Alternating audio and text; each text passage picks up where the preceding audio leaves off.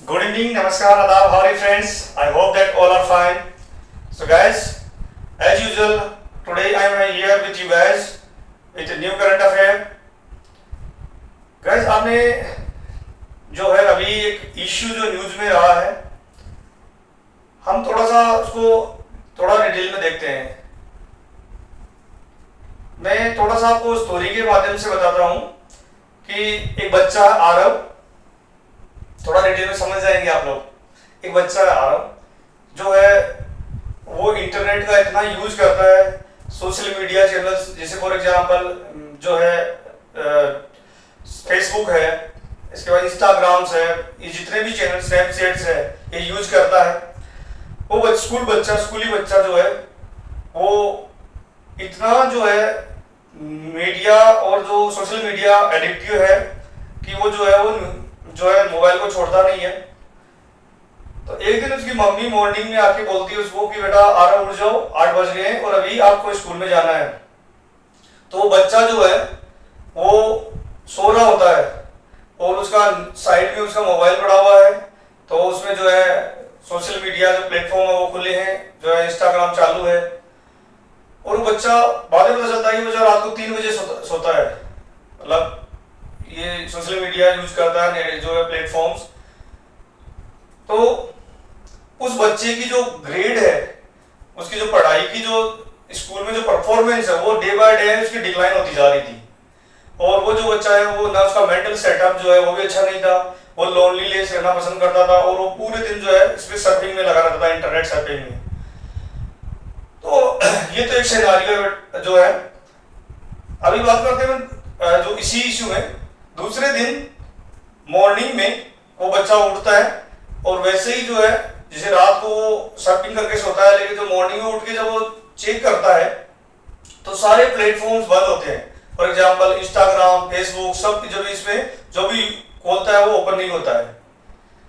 तो वो जब इस बात के बारे में पापा से पूछता है तो पापा बोलते हैं कि कल रात 12 बजे के बाद में हमारे देश में जो है 16 ईयर्स से जो छोटे बच्चे हैं उनके लिए जो है सोशल मीडिया जितने भी प्लेटफॉर्म्स हैं वो बैन कर दिए गए हैं। अब एक तरफ ये इश्यू है, तो इस इश्यू के बारे में जो है पेरेंट्स की अपनी जो है बात चल रही है, जो नेशनल मीडिया में अलग इश्यू चल रहा है, डिबेट चल रही है, साइकोलॉजिस्ट, टीचर्स, इनमें सब में कुछ लोग बोल रहे हैं कि अच्छा किया, कुछ लोग बोल रहे हैं कि जो ज्यादा जो परेशान है अपने बच्चों से वो बोलते हैं कि भाई अच्छे हैं क्योंकि एडिक्शन हो गया था इस तरीके से। और कुछ लोग दुखी भी हैं क्योंकि जो एक सेक्शन है जो बच्चे 16 ईयर से कम के, वो लोग दुखी है क्योंकि उनको जो है इनके लिए इंटरनेट बंद हो गया, उनका राइट टू फ्रीडम स्पीच और फ्रीडम एक्सप्रेशन जो आर्टिकल 19(1) ए में दिया है वो भी जो है कर्टेल हो गया।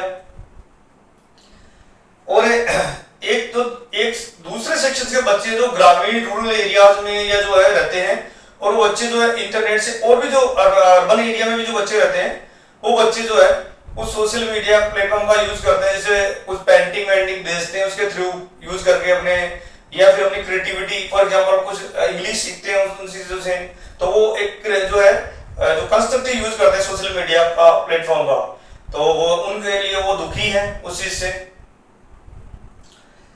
तो ये इश्यू है। तो welcome to the DSP academy of current affairs students and aspirants for UPSC and state examination. Those who are preparing for these examinations, just follow this channel. This channel provides you the comprehensive detail of the current issues. So guys, today we will discuss in this lecture the ban of social media for children under 16 years. ये issue काफी news में है, ना सिर्फ हमारे देश की जो है पॉलिटिकल सोसाइटी में, बल्कि पूरे वर्ल्ड लेवल पे जो है, ग्लोबल लेवल पे जो ये इशू चल रहा है।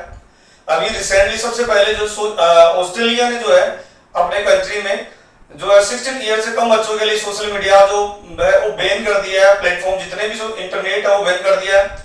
इसके बाद में फ्रांस है, मलेशिया है, इंडोनेशिया है, स्पेन है, ग्रीस है, यूके है, ये भी स्टेप्स ले रहे हैं। जैसे इंडोनेशिया, मलेशिया ने तो बंद ही कर दिया है, इवन फ्रांस ने भी जो है अपना बिल पास कर दिया है, कानून बना दिया है। तो ये पूरे वर्ल्ड लेवल पे जो है इशू चल रहा है। अभी रिसेंटली हमारे देश की बात करें तो हमारे इंडिया में अभी रिसेंटली जो आंध्र प्रदेश और कर्नाटक की गवर्नमेंट ने बोला है कि हम जो है सोशल मीडिया 16 ईयर से कम बच्चों के लिए बैन करेगी, तो इसलिए भी रिलेवेंट है। तो दो इश्यू जो है वो ban of social media, ban of social media platform, ban of social media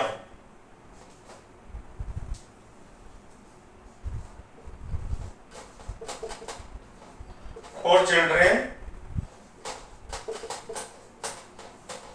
under 16।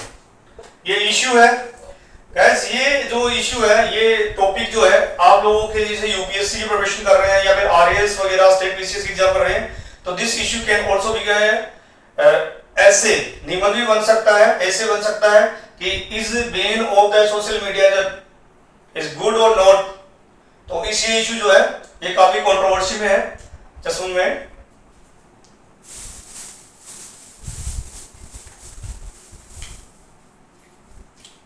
Okay guys, तो सोशल मीडिया का जो बैन है ये कंट्रोवर्शियल इश्यू है, it's a controversial issue, controversial issue.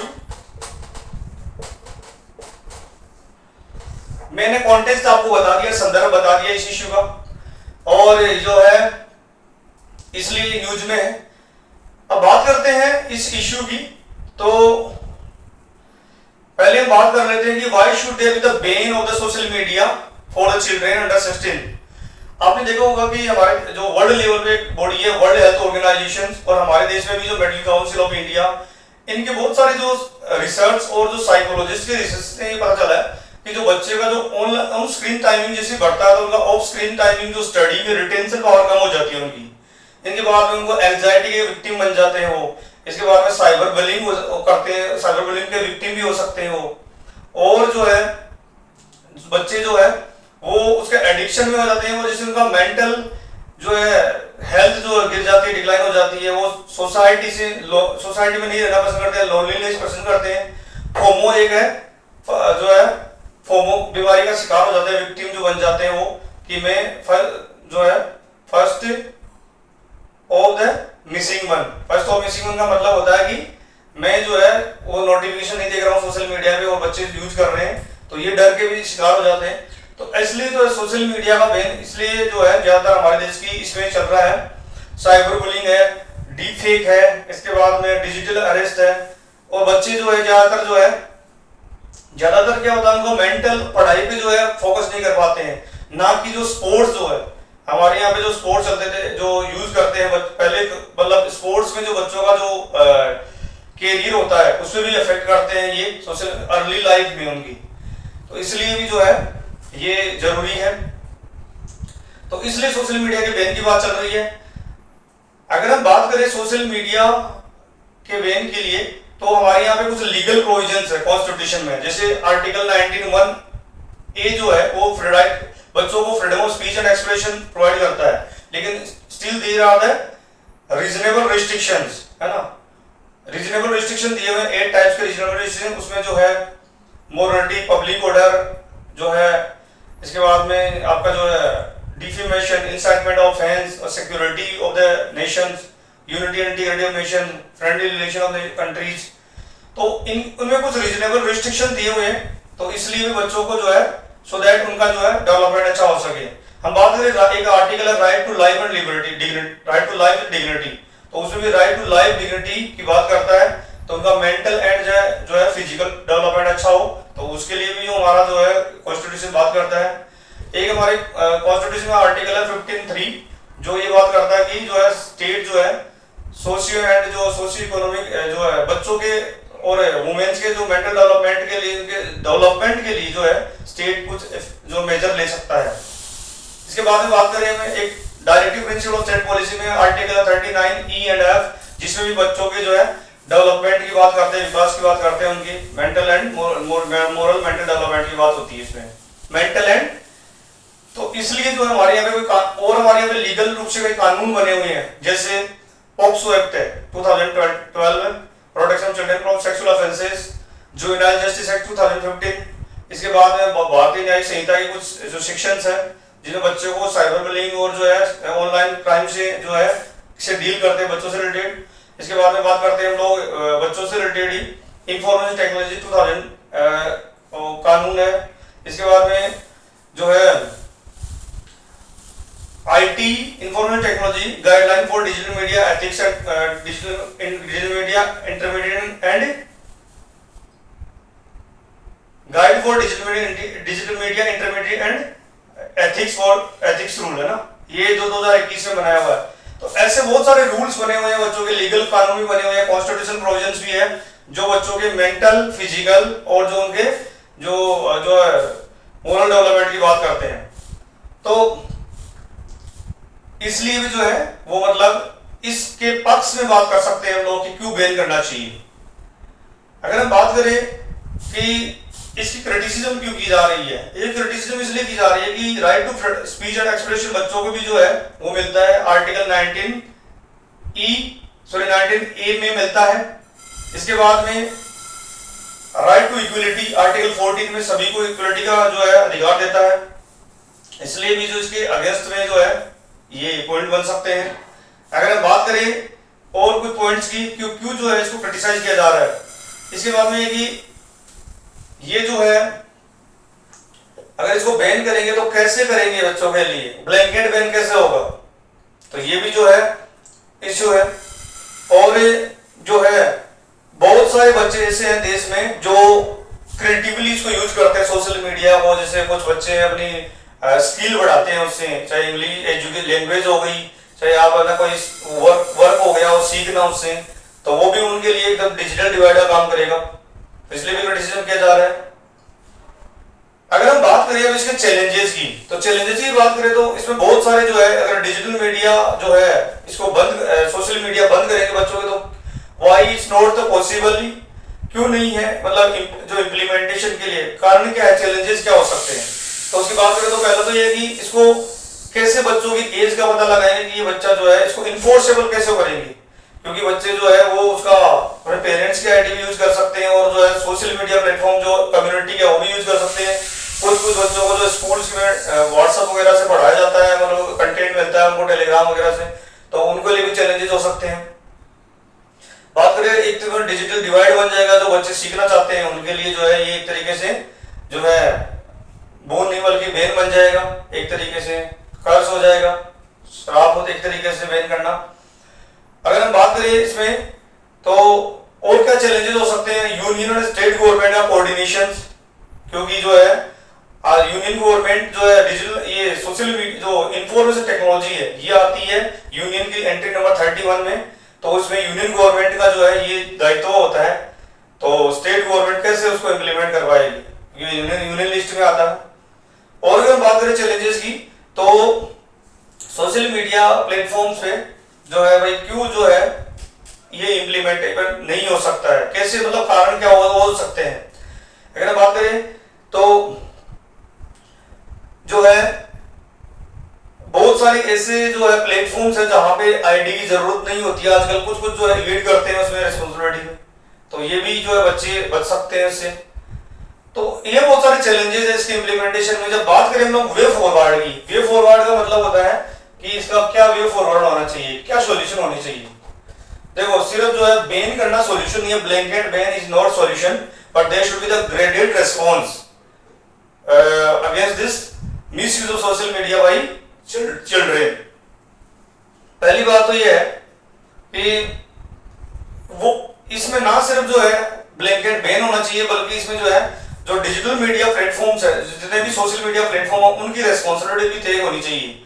जो सोशल मीडिया प्लेटफॉर्म्स है उनकी जो रेस्पॉन्सिबिलिटी होती है ना, उनको जो है जो रिस्पॉन्सिबिलिटी मिली है तो उसमें गवर्नमेंट को ये रेस्पॉन्सिबिलिटी देनी चाहिए सोशल मीडिया प्लेटफॉर्म को कि आप भी जो है बच्चों का जो है जो भी सोशल मीडिया में आपके यहाँ पे जैसे सेक्सुअली अभी रिसेंटली जैसे टेलीग्राम को बोला गया था, सुप्रीम कोर्ट ने गवर्नमेंट ने बोला था अभी मिनिस्ट्री ऑफ इंफॉर्मेशन ब्रॉडकास्टिंग ने, वैसे जो है गवर्नमेंट बोल सकती है कि ऐसा जो सेक्सुअली ऑफेंसिव कंटेंट जो होता है वो उसको रिमूव करो, या फिर जो है जो कंटेंट जो होता है जो ऐसा कंटेंट जो बच्चों के मोरली जो है अफेक्ट करता है उसको आप जो है उसको जो है बैन करो, या उसको जो उसको हटाओ अपने मीडिया से, तो ये रिस्पॉन्सिबिलिटी होती है। दूसरी बात ये है कि इसमें ना सिर्फ जो है लीगली बल्कि जो है पेरेंट्स को भी इसमें इन्वॉल्व करना चाहिए, साइकोलॉजिस्ट, टीचर्स जितने भी है, थिंक टैंक है, उनको भी जो है इन्वॉल्व करना चाहिए। और उन्हें पेरेंट्स को ये होना चाहिए कि भाई पेरेंट्स की रिस्पॉन्सिबिलिटी होनी चाहिए कि जो है उनको जो है बच्चों को बाहर की जो आउटडोर स्पोर्ट्स के लिए जो है टाइम देना चाहिए, और उनको जो काउंसलिंग एग्जाम्पल देना चाहिए कि कैसे आप स्पोर्ट्स में जाके या अदर एक्टिविटीज में जाके सोशल मीडिया से बाहर निकल के आप अच्छा कर सकते हो, और एक लिमिटेड आप यूज करना है, कंस्ट्रक्टिव यूज करना है, इसका कुछ स्किल के लिए यूज कर सकते हो आप। तो ये भी एक चीज जो है सॉल्यूशन हो सकता है इसमें। इसके बाद में मल्टी स्टेक होल्डर अप्रोच हो गई है। इसके बाद में बात करते हैं हम लोग कि इसमें जितने भी जो है हमारे देश के जो लीगल ल्यूमिनरीज है ना, उनको इसके ऊपर जो है डिबेट होनी चाहिए, कंसल्टेशन होनी चाहिए, पार्लियामेंट्री की कंसल्टेशन होनी चाहिए विद थिंक टैंक्स कि क्या क्या हम लोग जो है मेजर्स कर सकते हैं, not only for children but also for social media platforms. जो कंपनीज है डिजिटल मीडिया कंपनीज है, उनके ऊपर किस तरीके से हम लोग जो है बैलेंस कर सकते हैं, सो दैट जो है देश की जो है बच्चों के जो है अर्ली लाइफ में कोई असर नहीं पड़े। इसके बाद में बात करते हैं हम लोग इसमें सिर्फ जो हम लोग बात करते हैं ब्लैंकेट बैन की, तो वो जो है आपने देखा होगा कई देश में, हमारे देश में अगर बात नहीं की, लेकिन जैसे अभी एल्कोहल कुछ स्टेट्स में बंद किया, लेकिन वो जो उसको बैन कर दिया, तो वो जो है ऐसा नहीं कि उस स्टेट में नहीं चल रहा है, वो इलीगली जो है चल रहा है। इसलिए जो उसको ब्लैंकेट बैन करने के बजाय उसको रेगुलेट करना बहुत जरूरी है ना। तो ये भी एक इश्यू जरूरी है। तो this is the multi stakeholder approach where all the participants should be involved in this approach and they should not be blanket ban on children, and responsibility should be given to the parents, psychologists, teachers and also for the digital media, social media platforms। and जो है बच्चों को जो है ये जो बहुत सारे जो थिंक टैंक्स है या सिविल सोसाइटी ग्रुप्स है, उनके थ्रू भी जो है इसके जो है कंसिक्वेंसेस वो जो है बताए जाने चाहिए, एजुकेशन के थ्रू बताए जाने चाहिए उनको कि भाई कैसे जो है एजुकेशन में फर्क असर डालता है, ये सब चीजें। तो ये सब कुछ इसके वे फॉरवर्ड हो सकते हैं। अभी इस बात करेंगे इसके बारे में कुछ केसेस भी हमारे देश में, जैसे एक श्रेया सिंगल केसेस आया था 2015 में, उसमें बोला गया था कि जो है 66 आईटी एक्ट 66A में को हटाया गया था। उसमें बोला गया था कि जो है right to freedom of speech and expression is the जो है हमारा जो है फंडामेंटल राइट्स है। एक केस आया था केएस कुट्टा स्वामी केस 2017 में, उसमें ये बोला गया था कि right to privacy is fundamental rights, जो है इसी से रिलेटेड है। एक केस था जो है अनुराधा भाषण वर्सेस यूनियन ऑफ इंडिया जो है 2020 में आया था, उसमें भी ये बोला था कि जो speech and freedom of speech and expression is the fundamental rights, तो जो है जो उनके जो रिस्ट्रिक्शन लगाए जाते हैं वो should be the legal justified और जो है इन लीगल वे से होना चाहिए, और जो है उनका जो है प्रोपोर्शनेट होनी चाहिए वो जो बैन करते हैं हम लोग, ना कि जो सो दैट उनको जो हार्म होते हैं उसके प्रोपोर्शनल होनी चाहिए, ना कि उसको कंप्लीटली बैन करना। तो ये कुछ केसेस है हमारे देश में। अभी हमारे देश में कानून भी बना हुआ इसके लिए, digital personal protection of the DPP digital personal protection right act 2023 जो एसएम श्री कृष्णा कमेटी के रिकमेंडेशन बना था। उसमें भी जो है हमारे देश में जो बच्चों के ये जो है बच्चों के लिए नहीं बल्कि सभी के लिए जो है वो राइट्स की मतलब इंटरनेट मीडिया में जो है साइबर बुलिंग होती है या जो है ट्रैपिंग होती है, उसके लिए जो है कुछ लीगल जो प्रोविजन दिए हुए हैं। तो इस तरीके से हम लोग जो है इसको सोशल मीडिया को जो है बैन जो है ना करके बल्कि रेगुलेट कर सकते हैं।